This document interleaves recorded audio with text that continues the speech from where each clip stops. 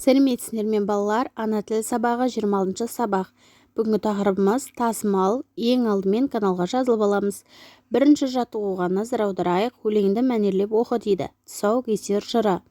Қаз балам, тақымыңды жаз балам. Қадамыңа қарайық, басқаныңды санайық. Қаз балам жүре ғой, балағыңды түре ғой. Тай құлым боп шаба ғой, озып бәйге ала ғой дейді. Ауыз әдебиетінен алынған өлең екен балалар. Балақ дегеніміз бұл жерде шалбардың тізеден төменгі жағын айтады екенбіз. Өлең неліктен тұсаукесер жыры деп аталған? Себебі тұсау кескен кезде осы тұсаукесер жырын айтып, баланың тұсауын кескен екен. Яғни қаз балам, тақымыңды жаз балам деп баланы жүруге ынталандырған екен балалар. Бұл өлеңді қай кезде айтады дейді.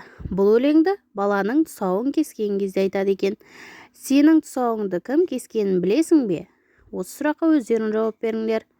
Екінші жаттығу, екі қатардағы буындардан сөз құрап айт дейді.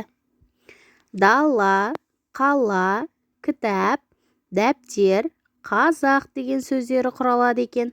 Үшінші жаттығу, өлеңді көшіріп жаз. Қаз баса ғой қарағым, құтты болсын қадамың. Өмірге аяқ баса бер, асулардан аса бер. Ауыз әдебиетінен алынған өлең екен. Қарамен берілген сөздердің қалай тасымалданатынын айт дейді. Балалар, қарамен жазылған өмірге сөзін тасымалдайықшы бірге балалар. Өмірге. Келесі сөз асулардан. Асулардан. Балалар, тасымал дегеніміз сөздің жолға сыймаған бір немесе бірнеше буынның келесі жолға бөлініп жазылуы.